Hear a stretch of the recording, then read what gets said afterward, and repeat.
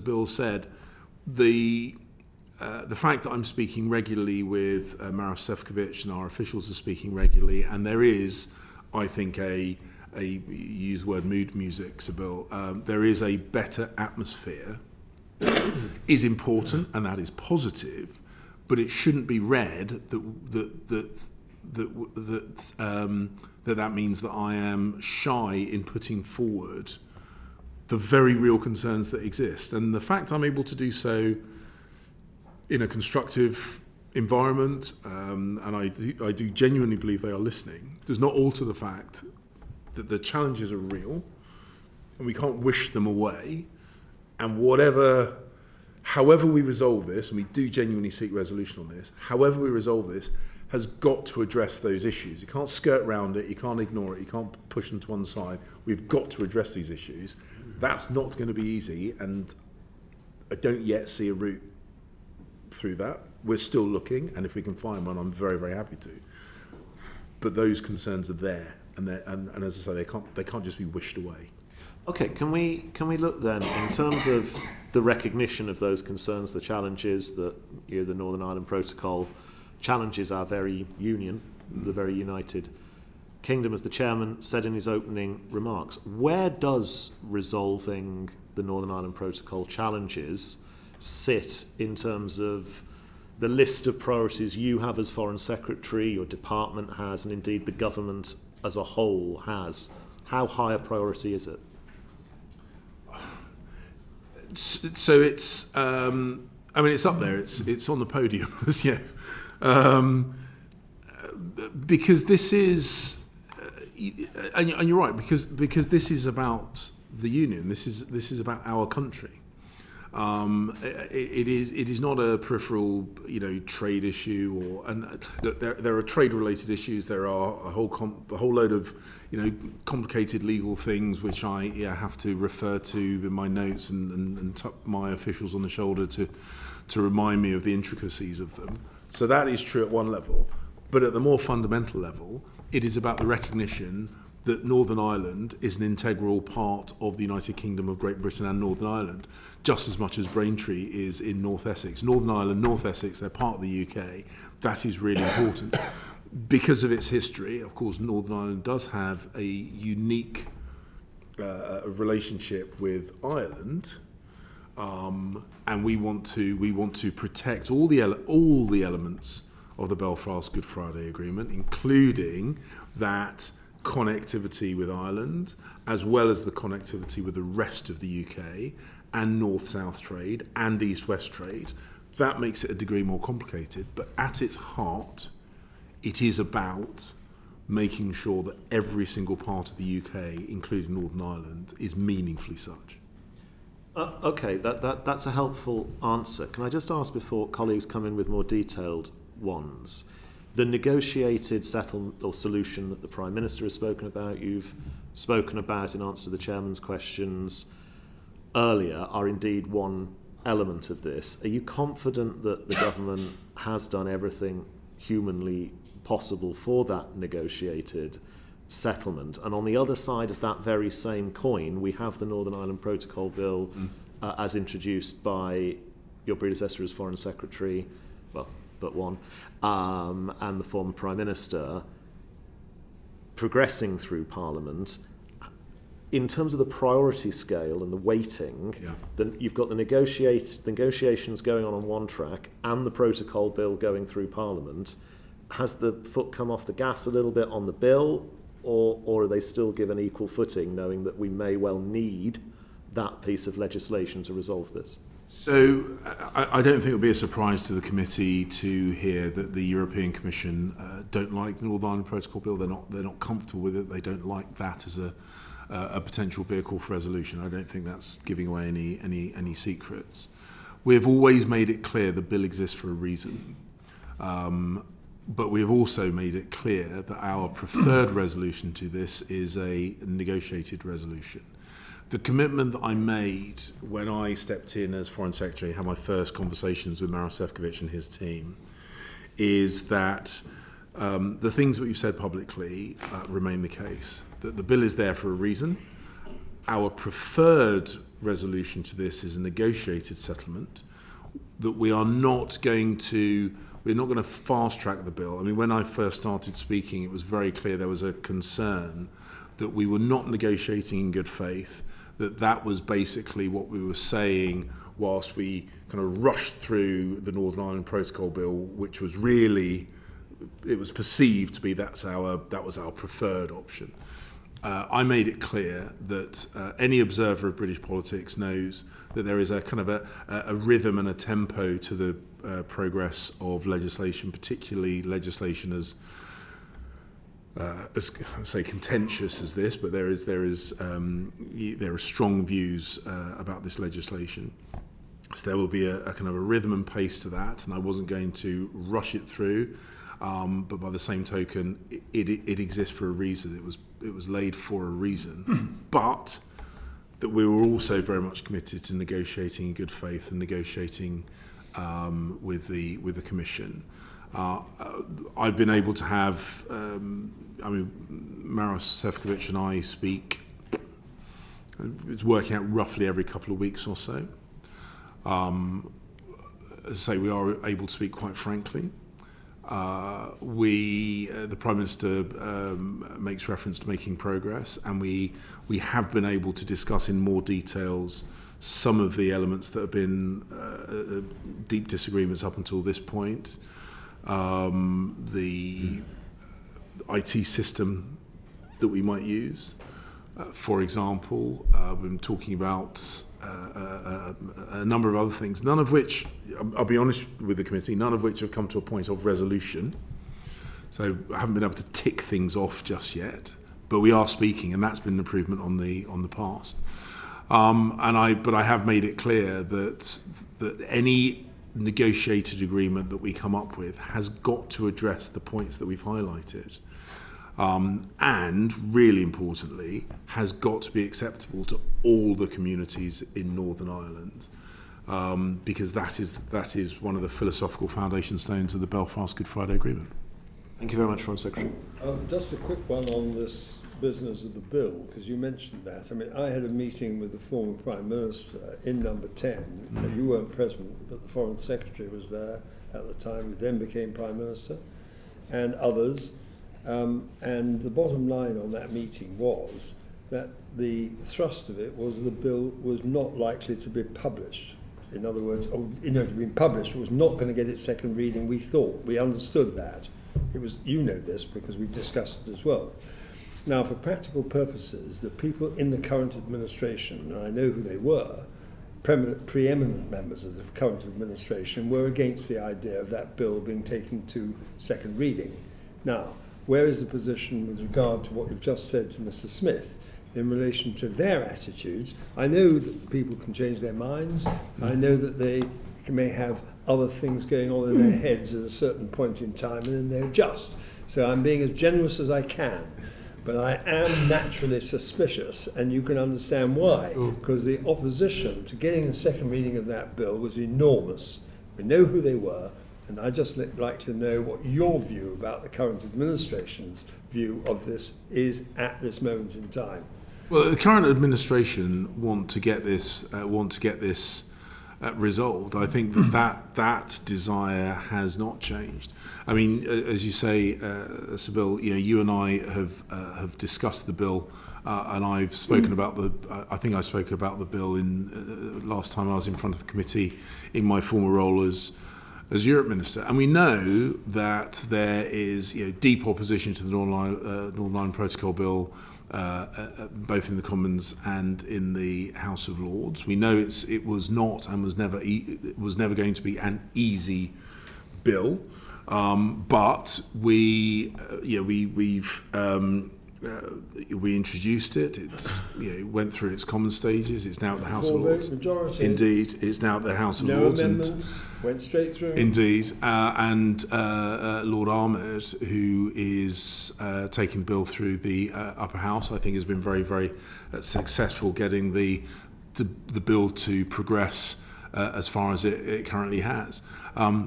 But as I say, we know there's not going to be this is not a motherhood and apple pie bill. So we know it is going to be challenging to get through its whole progression. We are committed to, as I say, we're committed to get resolution on this, whether it's through the bill or whether it be through negotiation, and we will pursue both tracks. Various people would view the preferred option differently, but the point is we are going to pursue both tracks. But ultimately, whichever track is ultimately successful, we do need to get these things resolved for the reasons that we discussed, because of the importance of Northern Ireland to the Union. And Mr. Barron has a question. Thanks for joining us, Foreign Secretary, today. I suggest to you, though, that for negotiations to succeed, goodwill has to be reciprocated. When the Northern Ireland Protocol was being negotiated, it was on the general understanding, that a light touch would be applied by the EU, provided there was no evidence of distortions to trade elsewhere within the customs union. Mm-hmm. There has been no such evidence, and yet by some calculations, there are more checks, EU customs checks, on the GB Northern Ireland routes than there are at Rotterdam, which, as you well know, caters for an awful lot of trade from the world into the EU, including China, which has a far less strong regulatory regime. Why do you think that the EU is adopting this hard line when there is no evidence of distortion, when we have a strong regulatory regime? In fact, if anything, we've been strengthening it. Why won't they allow us to operate the red, or have problems operating the red and green lanes, for example, for GB Northern Ireland trade? Why is there a lack of trust by the EU? Well, look, it's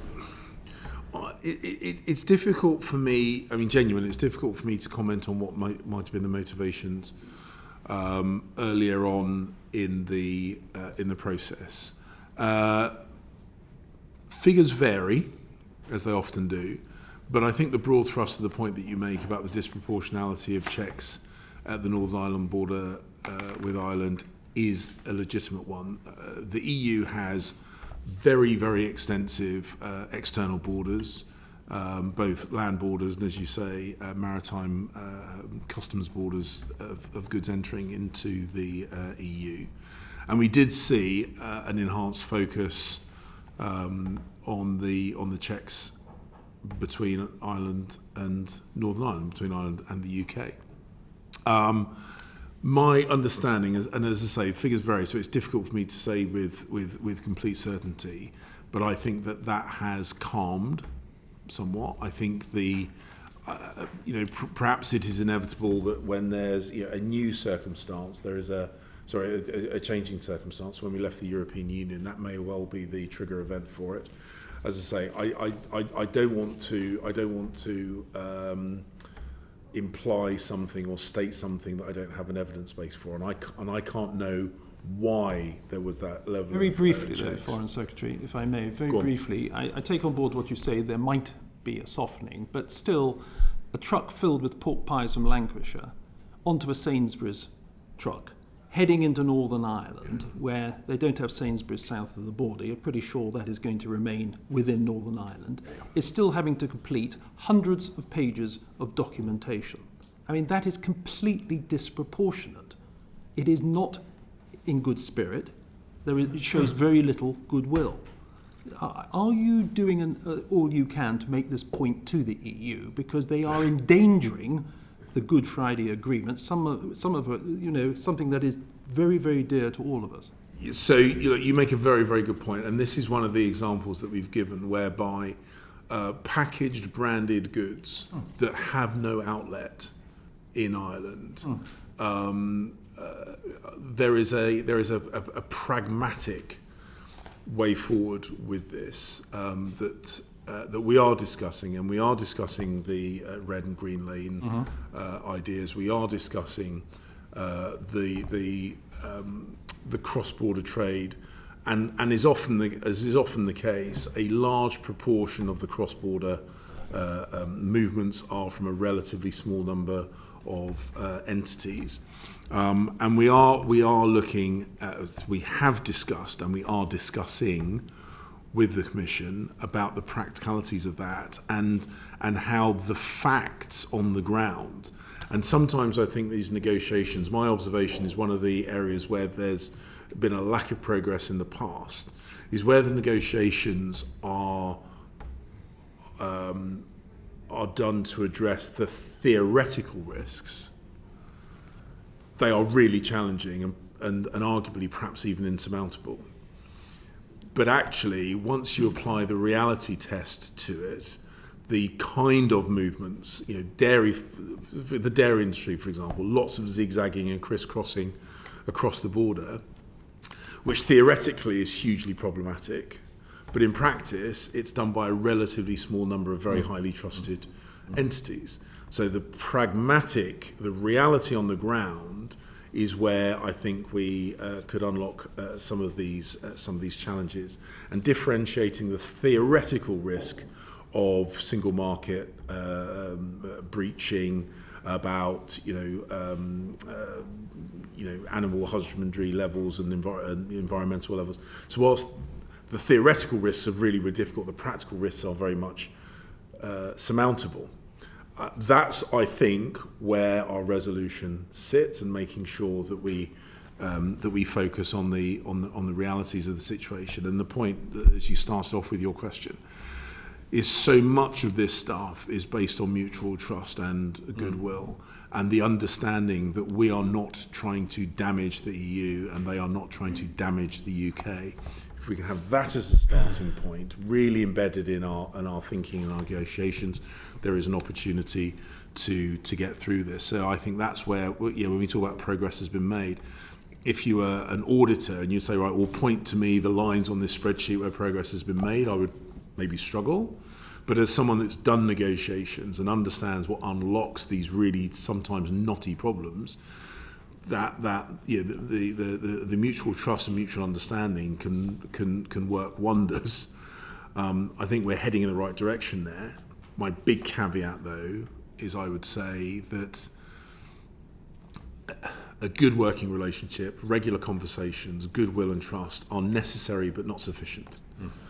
So those ingredients are there, but I don't think we should necessarily so we shouldn't rush to the conclusion that therefore everything's about to come good, because there is still serious work to do and there are still big gaps. Okay, thank you. Yes, Mr. McKinley, please. Thank you, Chairman. Good to see you, Foreign Secretary. I'm sure I don't need to regurgitate what the Northern Ireland Protocol sort of says. The first preamble, page or so of it, says how important the Good Friday Agreement is. The objectives, first article, point 1, again, guarantees how important the Good Friday Agreement is. Article 13, Section 8, says that this protocol can be changed by mutual consent, which I assume is sort of the process that you're in. And then, of course, there's Article 16, the final trigger if things go horribly wrong. Now, it seems to me that the EU signed all of that in good faith, saying how important the Good Friday Agreement is, but I can't see that their actions are really in that spirit. Now, you say that, and I'm very pleased to hear that you're having probably more informal discussions with Mr. Šefčovič every couple of weeks.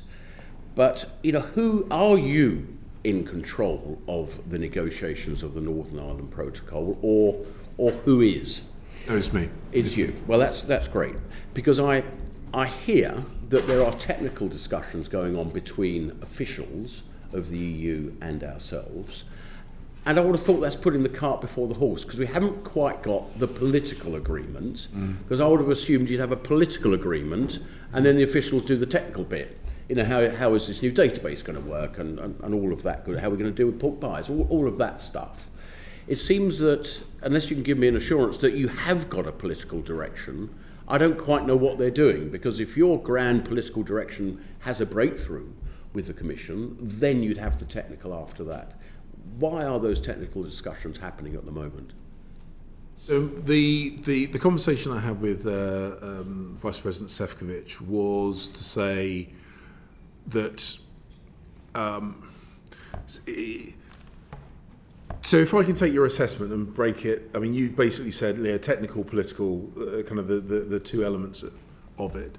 It strikes me that actually it's a bit more like there are three elements. There's the kind of the macro level political. Like, do we genuinely want the same thing?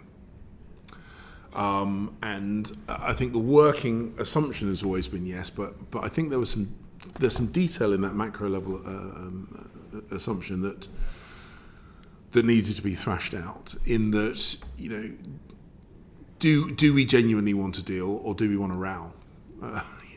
And there was a perception, genuinely. I know there was a perception of the UK that it was politically beneficial for us to have a row with the EU, and there was a perception that what we really wanted was not a solution, but we wanted to be seen to be the martyrs, the good guys, George and the Dragon, fighting off the baddies in the EU, and I think that perception, it wasn't universal, but it certainly existed in pockets. I think that probably hampered progress. So at the macro level, it was the case of like, do we actually want to do this deal? Yes or no? And the message came back: we do want to get this resolved. We genuinely want to get this resolved. And I think that reminders, like things like COVID, Russian invasion of Ukraine, as a reminder that actually, as important though this is, and this is incredibly important, we would all much prefer to be focused on the other stuff that we have to deal with, both domestically and internationally. So that was the macro level. We both want to get a deal done. Then, as you say, there's the technical level stuff. How actually would a red and green lane actually work? How actually would we have passage of information to give the EU the reassurance that the stuff is moving is what it says it is, etc., etc. And then there's the more micro political decision, which is about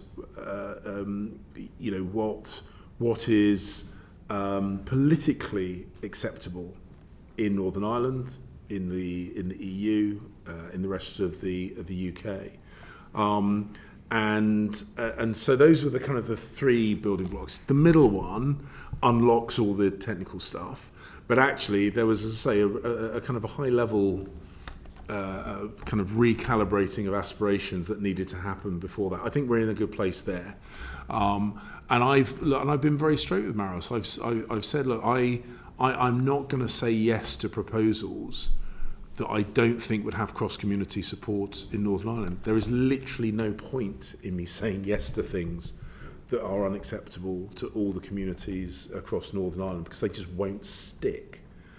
And I replay that message over and over again to say, look, we're in a good mood with each other. That's lovely. We're talking regularly. That's also lovely. But please do understand that I have a duty to all the communities in Northern Ireland as Foreign Secretary, because I am their Foreign Secretary. And I have to make sure that whatever I come up with, whatever ideas that we come up with to address this problem, actually address the concerns of all the communities, and obviously the unionist community are the ones that people think of, but has to conform to all the communities, because that is the foundation stone, as you say, and it's woven into the protocol, and it's about maintaining the principles that underpin the Good Friday Agreement. Just referring back to a week ago when Mr. Šefčovič was here addressing the UK-EU Parliamentary Partnership Assembly, which was a function of the whole TCA, he was being fairly robust that the protocol has to be adhered to. So that seems to me, he said you're not worlds apart, that seems to me quite a big world apart if he feels that the full ambit of the protocol should be applied. So I'm a little bit concerned about how close are you in realistic terms. Well, this is what I keep saying, I've seen reports which both Maros Šefčovič and I kind of look at and just say, well, according to this third-party reporting, we are literally about to kiss and sign, and we're both looking at each other saying, because that's not where we currently think we are. And so I think your assessment is right. I don't think the list of challenges, I don't think it's necessarily a long list, but they are tough challenges. That in itself is not a bad. Again, I'm just trying to make sure we manage expectations. I don't want people either to be defeatist, but I also don't want people to run away with the idea that we are just on the cusp of some amazing breakthrough that was there all the time. If only we'd kind of looked a little bit harder. There are some real challenges that need to be overcome. Can I move on? Sorry, yeah, of course. What is the role of the Secretary of State for Northern Ireland in this whole arrangement? Because we agree that GFA is the foundation document that the protocol should have full regard to, and we can have discussions as to whether it does. What is his role in this round of negotiation, the Secretary of State for Northern Ireland? So his role is to help me make sure that in the conversations that I have with the Commission, I am fully up to speed with the practicalities of what is going on in Northern Ireland. We speak formally, obviously parliamentary colleagues, we speak informally all the time. We speak formally once a week, pretty much once a week, nearly once a week. Making sure that I am fully appraised of the situation with regards to the formation of the executive, about the implications of the forthcoming elections. So I am Maros Sefcovic's formal negotiating interlocutor, but of course, because of the nature of what we're negotiating, it's incredibly important that that the FCDO and the Northern Ireland office and the Secretary of State for Northern Ireland and I are very, very closely interwoven, and at both official level, ministerial level, we talk very, very regularly, because again, what I want to make sure is that that both the truth and the perception that I am always thinking of Northern Ireland when I'm negotiating is there. And I want Northern Ireland to understand that, I want the Commission to understand that, and I want to make sure it's a reality. Right, so what you're telling me is that he has a key role in what you're trying to achieve.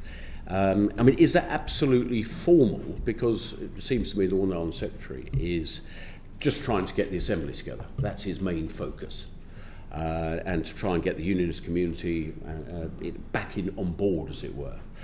Now, is that absolutely formal? Because it seems to me that is a very key part, because unless the unionist community are happy with this, they've got every right not to be happy, then this isn't going to work. So I would have thought that really needs to be massively formalised, rather than him just having one focus on getting the Assembly back together again.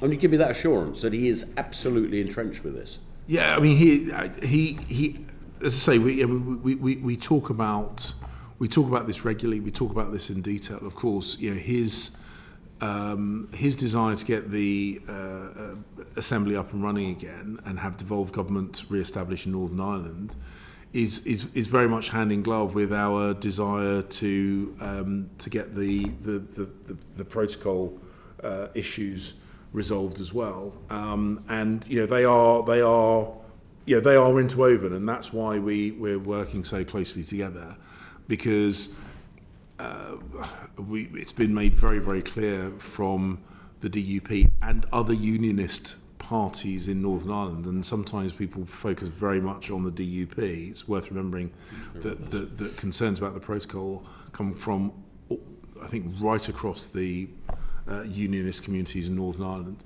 and so us addressing the protocol and reassuring the unionist community and the unionist politicians in Northern Ireland they're all part of the same thing. Now, I'm very pleased that you said how important Northern Ireland, to your point of view, is the same as Braintree and being part of the UK. Northern Ireland is in a very strange constitutional place, that it has no seat at the table in framing some of the laws, single market rules, that it has to comply with. It has no basis at all. And that is an odd place to be. You wouldn't want Braintree to be in it, I'm sure. You said that the Northern Ireland Protocol Bill is contentious. Now, with that in mind, surely I would have thought the Northern Ireland Protocol Bill, to anybody in this Parliament, it shouldn't be contentious at all. How are we trying to get over to people that this is an uncontentious bill when the EU are not prepared to move on really fundamental constitutional issues of the place in the Union of Northern Ireland? Well, you make a really important point about the democratic deficit when it comes to Northern Ireland. That is very much in our thinking. I would love to be in a situation where I could assert that this is not contentious and for that to change minds. But I think the points that need to be addressed when I suppose dispassionately, that cross-community consent, addressing the democratic deficit, those things are uncontentious. It's when we then apply it to the practicalities of the change of the changes that we're hoping to resolve that it gets a lot harder. But you're right. I think the foundation stones. And funny enough, there's a lot of agreement on those foundation stone principles about community consent, about our desire to maintain the peace and the prosperity that we've seen for the best part of 25 years since the Belfast Good Friday Agreement was signed. So everyone agrees on that. But it's the middle bit, it's the middle link in the chain where we're still getting difficulties, and we're going to keep working through them, but never losing sight of why we are doing this. Just finally, Chairman, and I'm done. Are you making use of our embassy in the US to put these same points to the US? I know they don't have a formal role, but they have an influence and a voice. Are you putting these constitutional points to them very forcibly? Yes. So I know we have had those. I know we have those conversations in the US system. As you say, the US doesn't have a formal role, but quite understandably, and I think importantly, they retain a very, very close interest and have done for a very, very long time. It's not just under the current president. The United States of America has understandably been very interested and engaged with this. I have had conversations both at the State Department and on the Hill about why this is so important to the UK, about why we value the place of Northern Ireland in the UK so very strongly, why we need to ensure that we have cross-community consent for all these things. And actually, the Americans do listen. The Americans do listen. I know sometimes it's easy to think that the Americans have got a particular viewpoint on this, and they're not going to move from that. In my experience, they do listen. They listen very, very carefully. I had a conversation with the US ambassador to the Court of St James on this issue just a few weeks ago, at the beginning part of this month.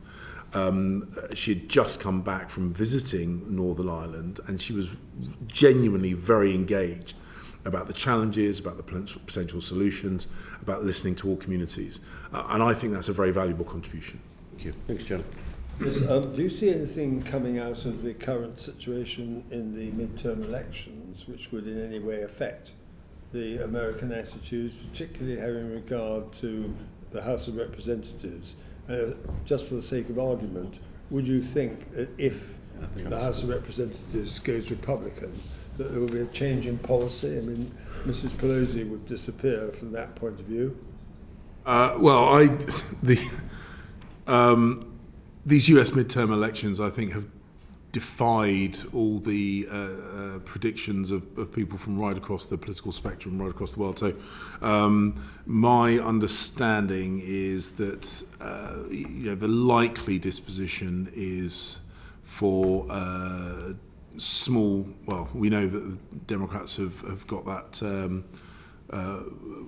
one seat majority in the Senate. Less interested in your speculation about what might happen, more interested, if I may say, in the question of the fact that under the United States constitutional arrangements, the House of Representatives is primarily responsible for trade questions, and that has a massive impact in terms of the potential for shifting the unbelievable opposition to any shift in relation to the Northern Ireland Protocol as respects the members of the House of Representatives. That could turn out to be a very important moment.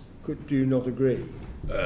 Yeah, it's the only thing I would warn is that it's not always. I mean, it's often the case in politics that the voices that are heard most loudly are not always representative of the whole view of the House. When I went to Washington earlier on this year, I heard from a range of political voices And many were very, very keen to develop closer trading relationships with the UK, built on what is already a good trading relationship with the UK. I heard a lot of people that were willing to listen very carefully to what I was saying about the situation in Northern Ireland and why these negotiations are taking place. So I think there's definitely a more openness to listen to the UK's view on this than the media headlines would have you believe. I don't know enough about the individuals who have been elected to the House to know whether that's going to bring about a substantial change in the mood in American politics. But ultimately, I mean, our position, I think, is robust because it's based on real challenges and real concerns, and we'll keep making that case over in the US. David Jones, please. Yes, thank you, Chairman. Foreign Secretary, how frequently do sessions of the protocol negotiations take place? At officials level? Well, the formal negotiations. Have to remind me. Yeah, so it varies, but there are some form of negotiations most weeks. These are formal negotiations round the table, but do these negotiations comprise officials only? So at the moment, those the negotiations, that is done at officials level at the moment. As I say, I have a regular check-in with Maros Sefcovic. And I think it's worth noting that there's a difference between he and I talking and he and I being in talks. So when did you last have a formal negotiating session with Mr. Šefčovič? So formally, I have not had a full ministerial team to full commissions team since being appointed. So which ministers are participating in these negotiations? Well, as I say, the technical talks, as Mr. McKinley pointed out, the technical talks are happening at official to official level pretty much on a weekly basis. At some point, when we have the opportunity to make the potential to make progress on one of these areas, then we'll sit down and have a formalisation of the talks. But I wouldn't want the committee to think that. Much work is being done with our instruction from the political level without formalised politician-to-politician talks. When was a minister last involved in formal negotiations with the EU? That would have been before the summer recess this year, would it not? It's quite a long time. Let me just double check on that. Yeah. Yeah, I think. Yeah, I'm reminded that it's. I'm a bit uncomfortable with creating the impression that there's a very formal distinction between a formal or informal set of talks. So the last time that Liz Truss, when she was Foreign Secretary, sat down with me, with senior officials on the UK side, and Maros Sefcovic and his team would have been in spring this year. But she and he spoke regularly after that. He and I are speaking regularly, and we are progressing work. Yes, you've mentioned this previously. Yeah. The thing that troubles me about your discussions with Mr. Šefčovič is that he is bound by his mandate from the Commission. Has his mandate changed at all? Not as far as I know at the moment. So forgive me. So he's constrained by that mandate. So therefore, the negotiations at official level, of necessity, must be bound by that mandate. Is that right? On his side, they are at the moment, but we are not bound by his mandate. So we can put forward ideas, and we have done in terms of the problems and solutions paper.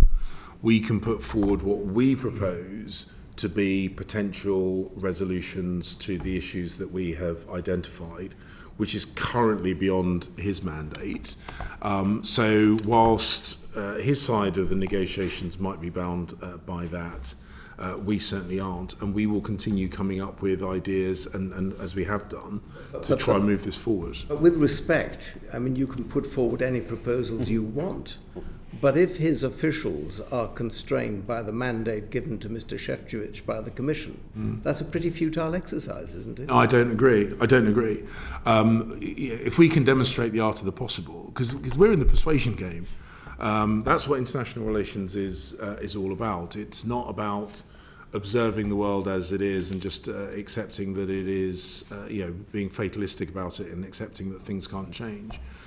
My view is if we can put forward a compelling case for the ideas that we believe can address the deficiencies in the protocol, and that we can demonstrate to the Commission that as well as addressing our concerns, and which we've discussed at length today, it also addresses the concerns that they have raised with us, I think that's worth putting in front of them. I appreciate that, but is it not the case that that persuasion that you referred to is a political exercise and not a technical exercise?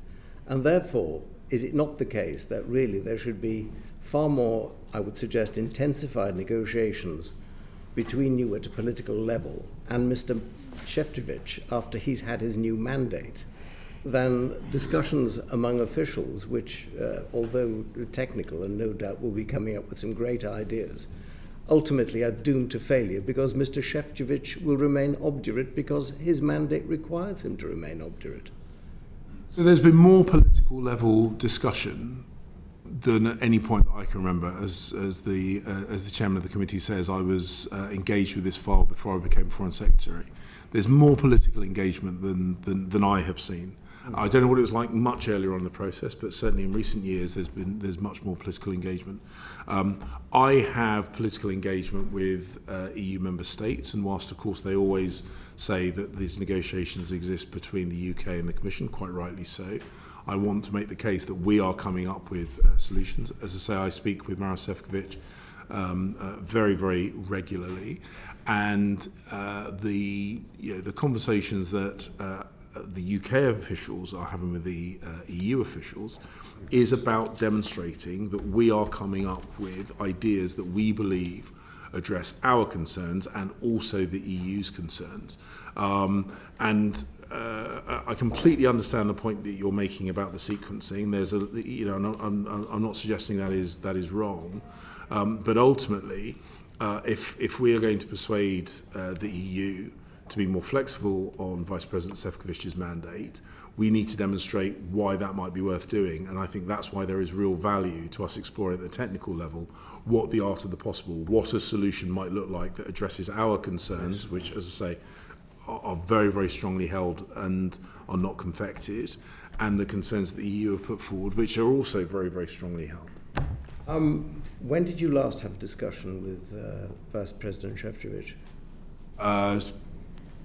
Just shy of 2 weeks ago. It was yeah, I can check the exact date, but it was Okay. it was just a couple of It weeks was ago. approximately a couple of weeks ago. Friday before last. Friday before last. Yeah. Have you put to him recently that he really needs to go back to the Commission and get himself a new mandate? I think that's quite a regular topic of conversation between us. What does he say when you put that to him? Oh, he says that he has his mandate and that we need to look at what we can do to work within that mandate. Oh, really? So it looks a bit like irresistible force meeting immovable object. Well, that's what I mean. The thing is, that's how everything looks until something changes. Well, and exactly. I'm genuine. I'm not trying to be confrontational. But the point is that he's working within the limitations of his mandate. We are not bound by his mandate, and so we are looking at potential resolutions that we think will work, and we will keep presenting those to him. You mentioned that you were not disposed to rush the Northern Ireland Protocol bill. I would suggest that the best means of concentrating the Commission's mind on this problem and getting them to supply Mr. Šefčovič with a new mandate is by cracking on with the Northern Ireland Protocol Bill. Do you think that that's a fair suggestion? Well, as I've said, and I've said this to Vice President Šefčovič, the bill exists for a reason. That our view is, so my view is, I'm not going to artificially accelerate the bill, but the bill exists for a reason, and I don't feel that having had the opportunity to reset the tone of my relationship with Vice President Šefčovič and the UK's relationship with the EU, that defaulting to a position that they might perceive to be one of a more confrontational nature is where I want to go to at the moment. I genuinely want to explore how far we can get and ultimately whether it's possible to get a proper resolution through this negotiated route. And as I said, that's always been our preferred option, but I've always made the point the bill exists for a reason, because the issues that are currently unresolved have got to be resolved. Do you agree that it's going to be rather harder to obtain a negotiated settlement without having some more incentive applied to Mr. Šefčovič to get that mandate changed? Well, my desire is, so I've been seeking to incentivise. I mean, this is the point. I've been, and you know, if we zoom out, there are a whole load of issues that we could, we could be better served at focusing our effort and attention on some of the challenges with regard to things like, energy security, with regard to our continued response to Ukraine. There is a real desire to work more closely together on these issues, and we are. But if we could get a resolution on this, that would, again, it would unlock horsepower in terms of the relationship between the UK and the EU, which we could apply to these others. So there is incentive, and I do genuinely think there's trust and goodwill on both sides. There is an incentive to get this resolved. There are gaps, and those gaps are they are meaningful, and there are challenges. But ultimately, we will continue to work to get those resolved. Thank you very much. So basically, in a nutshell, after this interesting exchange, the bill in the Lords is making no progress at all at the moment. Secondly, the reality is, as Clausewitz said, diplomacy is war by any other means. The EU has its own position reflected in behaviour over a very long period of time now, and all the members of this committee have watched it with grave concern. When does it all end? Because frankly, at the moment, for all the talk about goodwill and trust and all the rest of it, nothing ever happens. It's like watching the Mary Celeste. Mr. Chairman, I disagree with your assessment of this, and we have shown that we can work together. The UK and the EU can work together. I think recent events, recent challenges with regard to things like energy security and these kind of things have demonstrated that there is an incentive for us to work together, and there has been, yes, I'm just reminded that there has been a change of view from the EU side. They have listened to the concerns we put forward. They are, originally, I'm reminded, because Olaf has been dealing with this longer than longer than me, not as long as you. That actually, at the starting point of this, the EU's position was there is no problem with the protocol. It's a confected problem. They now concede. And we've had this from voices within the EU and voices in Irish politics. They now concede there is a problem that needs to be addressed, and that demonstrates a willingness to shift. We're glad to hear that they think that you think that they think that. Now I'm going to ask Mr. Grind Davis to ask the next question. Thanks, Joe. First of all, on a personal note, can I say how proud I was on Remembrance Day to see the three primary representatives of the government, namely the Prime Minister, the Foreign Secretary and the Home Secretary, being from minority communities for the first time in history. And I think this sends a very strong message to Britain and to the world about equal opportunity and how we will put out the hand of friendship. So congratulations. Thank you very much. I'll take that.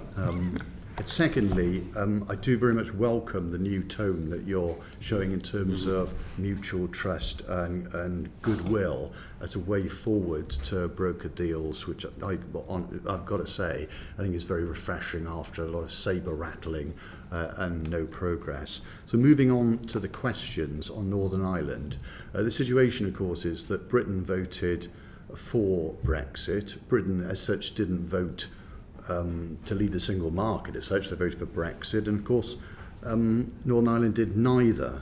And it does strike me that the Northern Ireland has an enormous benefit from being in the single market in terms of inward investment, both from the UK to have access to the single market, biggest market in the world, and for foreign inward investment. And I wonder why the government isn't doing more to promote those opportunities to all the communities in Northern Ireland, alongside trying to negotiate with the EU for less border checks, so that there's easier trade from Britain in terms of logistics. We talked about pork pies and this other thing before there, but also the British companies have the confidence to invest in the EU, in essence, through the Northern Ireland, to bring prosperity to Northern Ireland and help reduce some of the inflamed tensions we've got between the communities. Well, so first of all, I'm going to take slight issue with how you've defined how we voted. The UK voted as a single entity when it came to the referendum in 2016, and the UK's collective decision was to leave the European Union. So if I may, I was talking about the political union versus the single market. Sure. But people I spoke to, I've got to say, in Swansea, who voted to leave, they said to me, well, we want to be in the single market, the customs union, but we don't want to have political control, so we're happy to Brexit, but we want to stay in the single market. So there's a bit of confusion out there, but there's certainly not clarity. Well, look, I've looked back because when I was a minister at the Department for Accessing the European Union, there was a lot of conversation about what people did or did not vote for in the 2016 referendum. So on one level, the decision was quite straightforward. It was the decision on the ballot paper. And I've had a lot of people saying, people did vote for the single market, they didn't vote for this. One of the things that there was a point in time when most people had no idea what the single market was, what the customs union was, what the difference between the two was. They were asked whether they wanted to leave, and the UK said we want to leave. Now we, as politicians and members of the government, we have got to deal with the practicalities of that decision, and we are doing that. You do make a good point about the importance of Northern Ireland's economic prosperity, and I can absolutely assure you and anyone from Northern Ireland that's watching, we hold that very, very close to our hearts. It is part of the government's levelling up agenda that every part of the UK sees economic growth, and we will be making decisions both in terms of Northern Ireland and in terms of the rest of the UK to make that a reality. There are some businesses in Northern Ireland that are very, very happy with the protocol, but as I say, there are some businesses that are really, really struggling, and struggling is the wrong word, whose business, their business functions are being made either impossible or unprofitable because of the functioning of the protocol. And I don't think any of us in politics would feel comfortable saying, well, you're doing well, you're doing well, you're doing well, but frankly, I'm quite happy to watch your business go under because most of us are doing okay. In politics, we always keep an eye out for the underdogs or for the ones being least successful. And currently, we are being told, and it's been recognised in Ireland as well as in the UK, that there are some types of business where it's becoming so logistically challenging that those businesses are just not able to continue conducting business. And we have to stay focused on them, as well as protecting the businesses that are able to transact. I guess my point would be that something like 1 in 4 businesses in the UK who were exporting to the EU have given up. Our trade with the EU is 15% down. Those businesses could relocate to Northern Ireland and easily trade with the EU and make loads of money and help the economy. So why aren't you encouraging that? We've signed the protocol. It's a legal requirement under international law.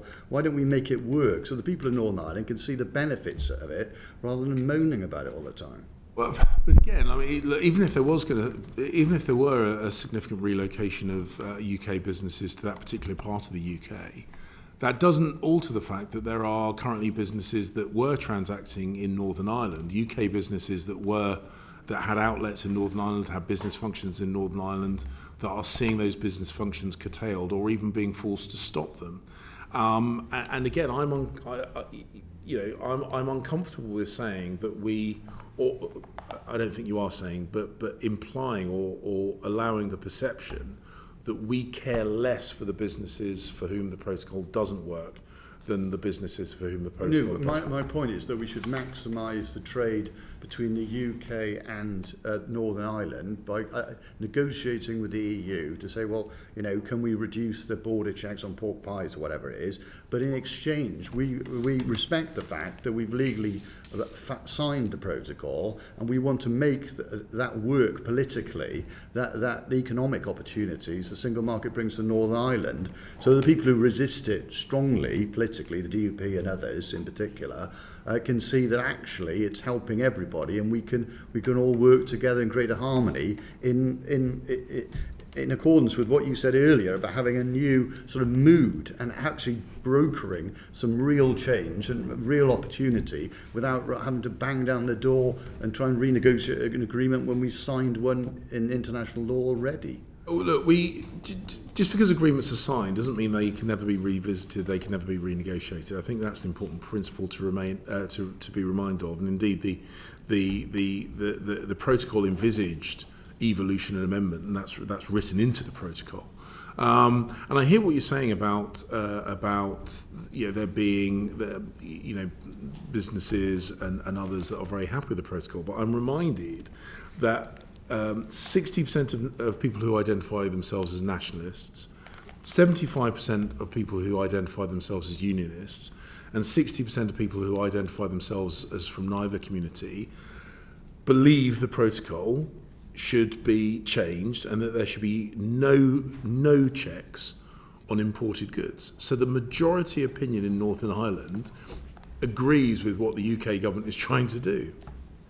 People. Sorry, if I may, I just one more question on this, because if we're genuinely wanting to resolve this problem and sustain the peace process and not have a hard border in Northern Ireland, of course we're not having a hard border in Northern Ireland. Obviously we would have one. We're not having a hard border in Northern Ireland. There's going to be a border one way or another, isn't there? We are not having a hard border in Northern Ireland. So is the government willing to reconsider our economy reconverging on the single market to make it easier?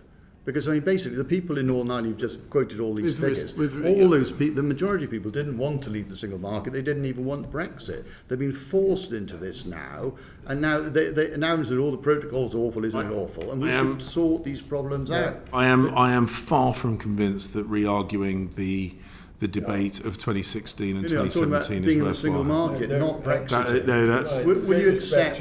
Would you accept? No, I'm not. Would you accept that Brexit and leaving the single market are different things? From your very predictable the decision was made, and we had a very protracted debate between 2016 and the 2019 general election. At the 2019 general election, the disposition about leaving the single market, leaving the customs union, was put to the British people, and the result was comprehensive. That debate has been settled. Now, you've had your say. That debate's been settled. Unfortunately, it's not what the British people decided, nor for that matter is it to do with the fact that we've left the European Union. I know you didn't like that, but that's... No, I'm just trying to sort out the problem. That is as it may we know be. what you think, yes. Thank you.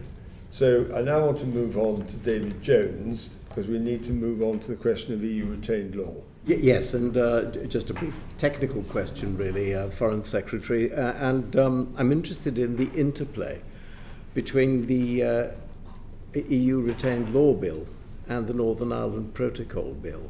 As you know, the primacy of EU law is abolished by the retained EU law bill. However, it's maintained and reaffirmed in the Northern Ireland Protocol bill. But at the same time, the Northern Ireland Protocol bill actually turns off a large amount of legislation that applies to Northern Ireland as a consequence of Annex 2. Would you accept that there is a possibility of a conflict between the provisions of the retained EU law bill on the one hand and the Northern Ireland Protocol bill on the other? And how would you propose to ensure that that doesn't actually happen? Or if it does happen, it's remedied? Look, I absolutely recognise the challenge that you put forward. On both these issues, we're looking to make progress, and we're looking to make progress as quickly as we can, consistent, particularly with regard to the Northern Ireland Protocol situation. We're looking to make progress as quickly as we are able, as long as that progress is consistent with the positions that I have set out earlier in terms of maintenance of the situation in Northern Ireland. We will meet the obligations under the Northern Ireland Protocol, and that was a commitment made at second reading by the Minister at the dispatch box. The pledge that was made is that we will preserve the retained EU law necessary in upholding international obligations. Obviously, what we're looking to do through the changes to the Northern Ireland Protocol is to change those international obligations. Yes, the fact remains that the retained EU law bill doesn't apply to Northern Ireland. It's that there's a carve-out for Northern Ireland, as you know, in that piece of legislation. You've said earlier in this session that it's important that Northern Ireland's place in the United Kingdom should be recognised, that it's as much a part of the UK as Essex or maybe even North Wales. Is there not a danger that we'll have two different bodies of law applying in these two parts of the United Kingdom? And is that a concern? Well, the point you make is an important one, and that is why we are seeking to get a resolution on the situation with regard to the Northern Ireland Protocol to ensure that there is a consistency of approach, that the point that Mr McKinley was making about the democratic deficit. These are things which we do recognise are challenges, and these are things that we seek to address. And it makes it all the more necessary, I would suggest, to have a proper solution to the problem that you're currently negotiating with Mr Šefčovič. You've had 5 yes, basically, it is, and this is why getting that resolution done, as I say, by the two elements is getting it done promptly, but getting it done properly. Thank you.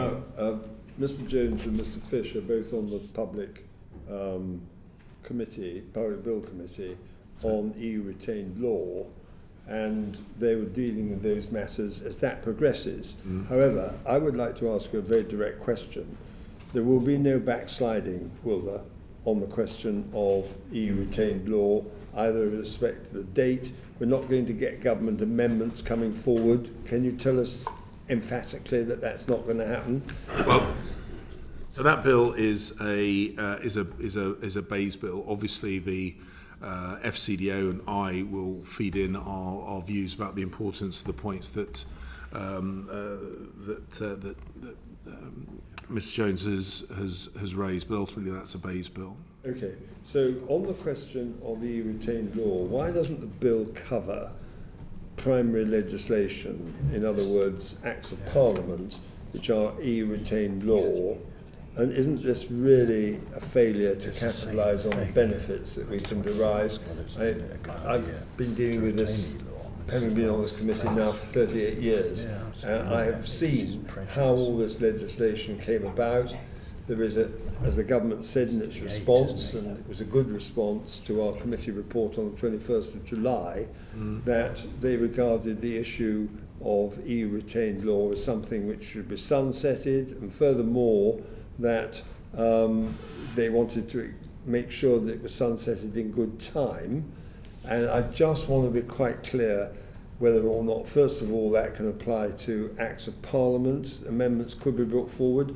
There is really no difference. It came in, all this legislation came in, the European Scrutiny Committee looked at it, there wasn't a single change in any legislation as far as the House of Government was concerned, because we're under an obligation under Section 2. That's now out of the way. So for practical purposes, is it not fair and right to say what came in through secondary legislation can go out through it, including Acts of Parliament?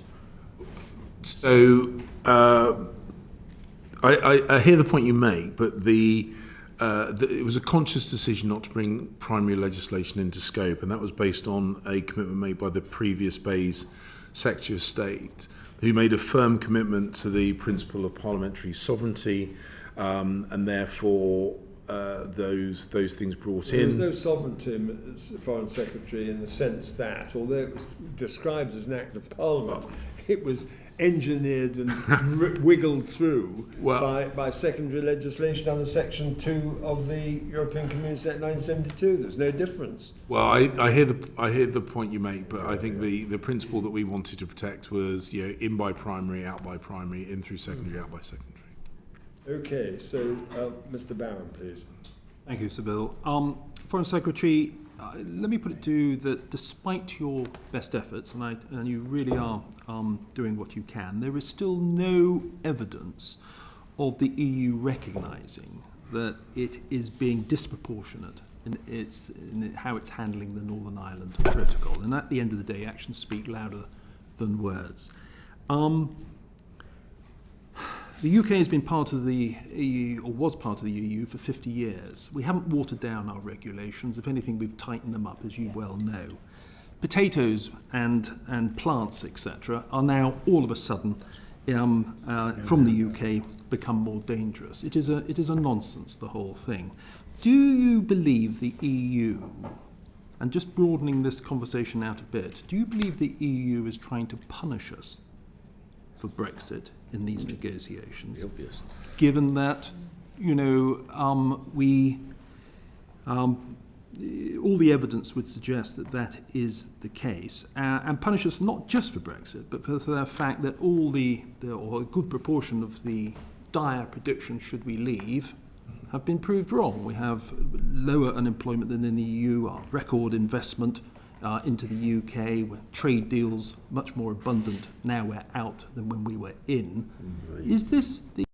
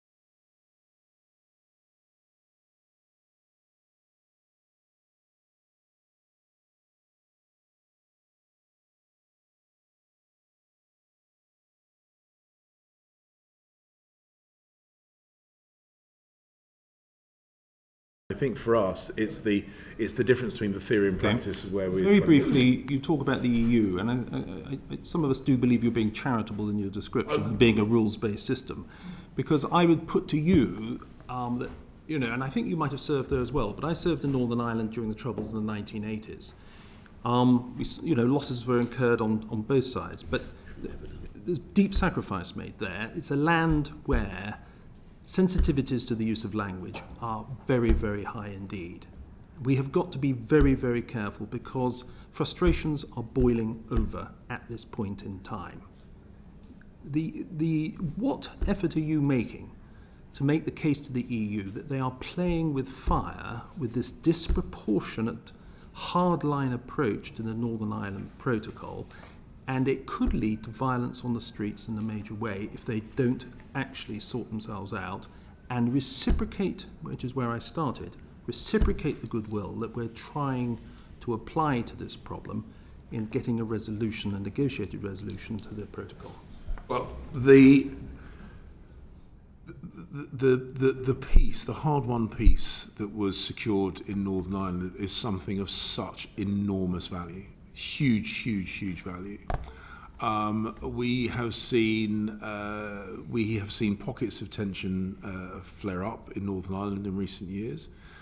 I believe very strongly that in the conversations I've had, everybody wants to ensure that we retain peace in Northern Ireland. And I think that desire is absolutely genuine, and it's heartfelt. Obviously, those I mean, you served in Northern, I didn't, but certainly in my early career, you know, I was very, very conscious of the backdrop of the Troubles against the start of my military career, and I think that anyone that has had lived through those times, whether they be in Northern Ireland or anywhere else in the UK, would want to protect the peace that is currently enjoyed by Northern Ireland and the rest of the UK. Please do what you can to press upon the EU just how severe the situation is in Northern Ireland. So highlighting the tension that the application of the protocol is having within communities, I think is incredibly important. Demonstrating that tension is real is incredibly important, and ensuring that we always stay focused on the desire to have institutions in Northern Ireland that have cross-community support, have cross-community engagement, which is why we feel so strongly about getting the Assembly back up and running. These things are absolutely the heart of our decision making. They are, and we do constantly remind the EU that this isn't just a technical trade-related issue. This really does go to the heart of how people feel about their sense of identity, and about Northern Ireland's place in the UK and Northern Ireland's relationship with Ireland. All these things matter enormously, and always have to be at the heart of our thinking when we're looking at the solutions. Thank you very much, Foreign Secretary. I'm conscious of the time at the moment. If you give us another 5 to 10 minutes, we have got questions to deal with on Gibraltar and also on the Falklands. Just fairly brief questions. I'm being told off by my officials, but I will. I'm more than happy to keep them off if they try and take you away. So that would be the best way to deal with that one. Margaret, please. Thank you, Chair. Yeah, I would be as well, Chair, because Gibraltar is very important, a very important British overseas territory. So I'm going to come on to the ongoing negotiations between Gibraltar and Spain to agree a good trade and border deal, bearing in mind the sovereignty of Gibraltar. So the government of Gibraltar have recently issued guidance to businesses in the event of a non-negotiated outcome.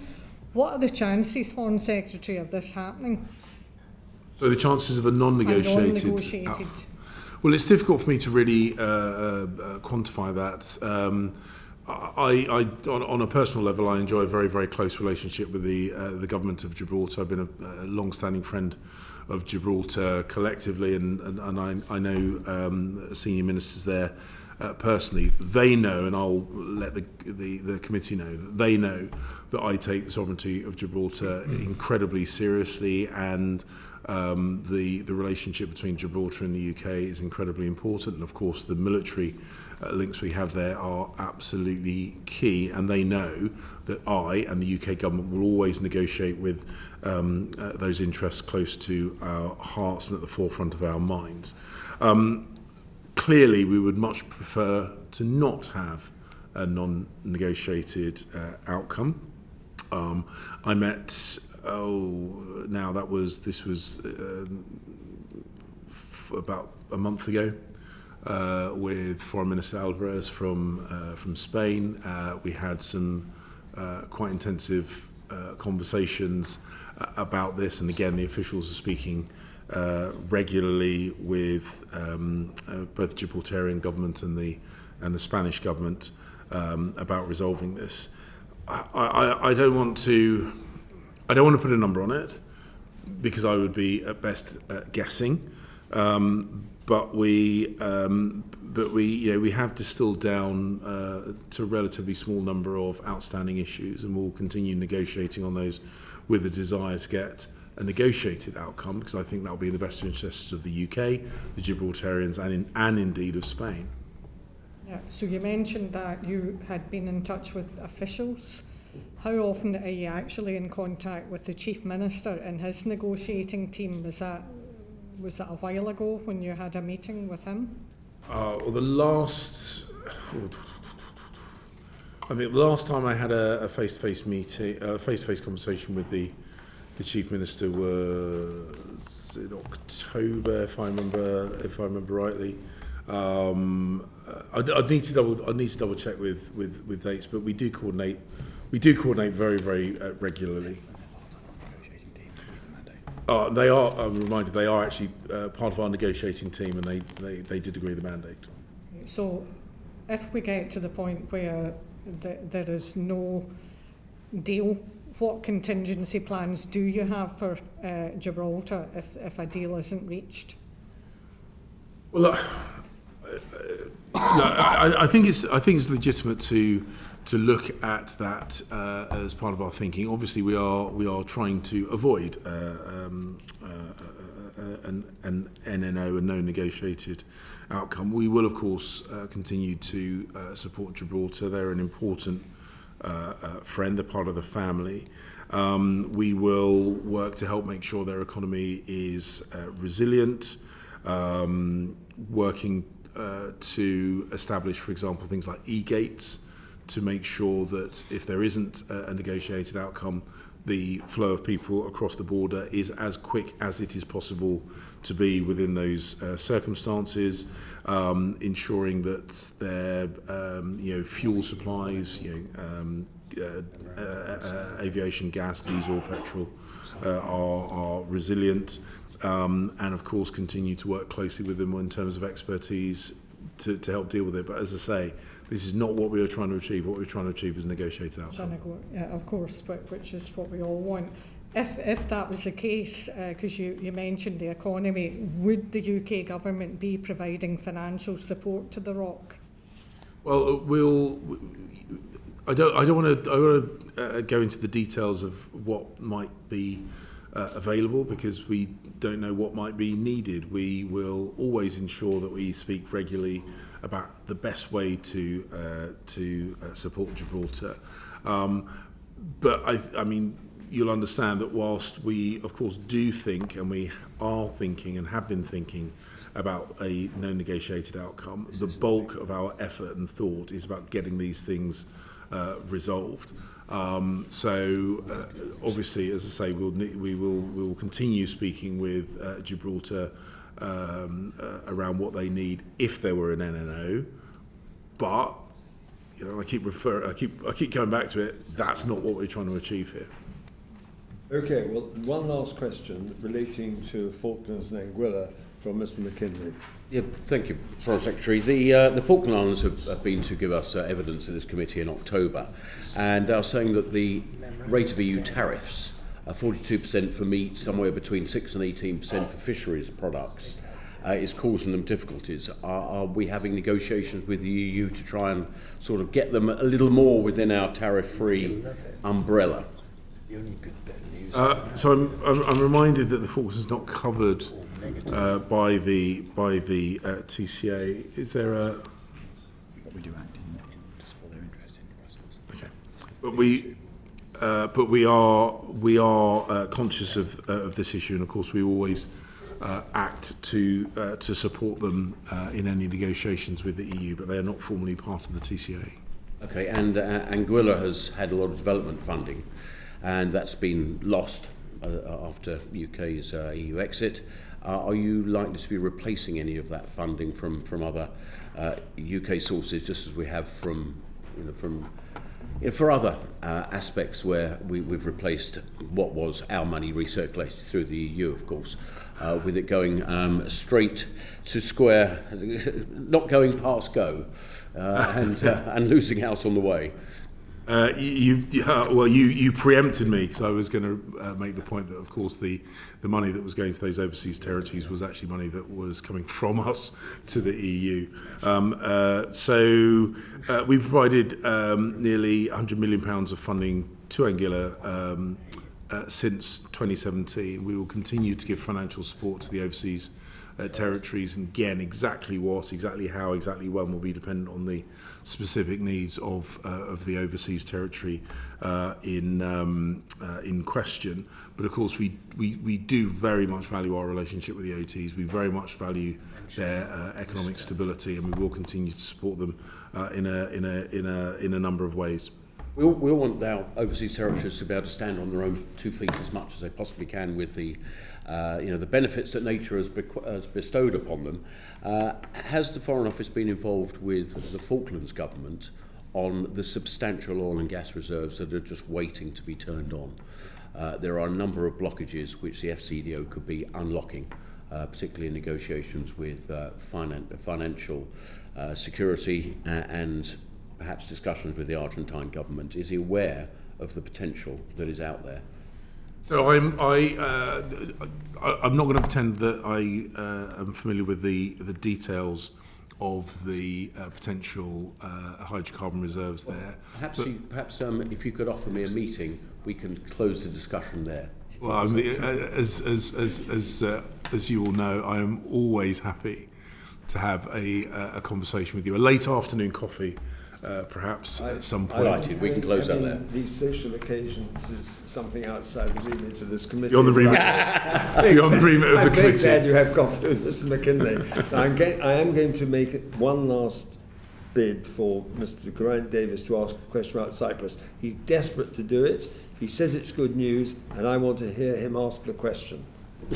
No, I just asked you this, Foreign Secretary, because I know you signed a memorandum of understanding, and I, as a member of the Council of Europe, put forward a resolutions for the guidance by the United Nations Convention in terms of the reunification of Cyprus. And I was wondering whether, having signed this would mean that there will be more energy from the UK in trying to get a single island solution for Cyprus, and indeed for them to be able to exploit mineral wealth around the island. Well, the UK's position on Cyprus has remained consistent and is unchanged. We do support a single island solution. That has been our long-standing position on that. I reaffirmed that position when I spoke with the Foreign Minister earlier today, and we will work both in terms of our relationship in multilateral bodies and with Cyprus itself to pursue that as an aim. And I'd like to say, Foreign Secretary, thank you for coming. It's been quite a long and at times quite a blunt session, because there are real concerns. With the new administration, we need to know that we are on the same trajectory, on the same manifesto arrangements as the government was elected on, which is the people of this country. They elected us as a government on that basis. It's therefore a very serious matter if there's any deviation from it. But on that note, may I say thank you very much indeed for coming. Thank you, sir. 6 months' time. So there you are.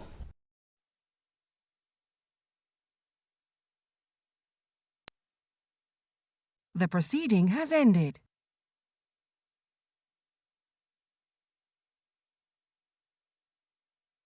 The proceeding has ended.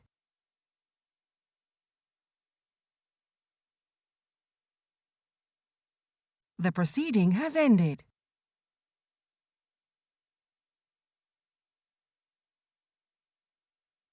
The proceeding has ended.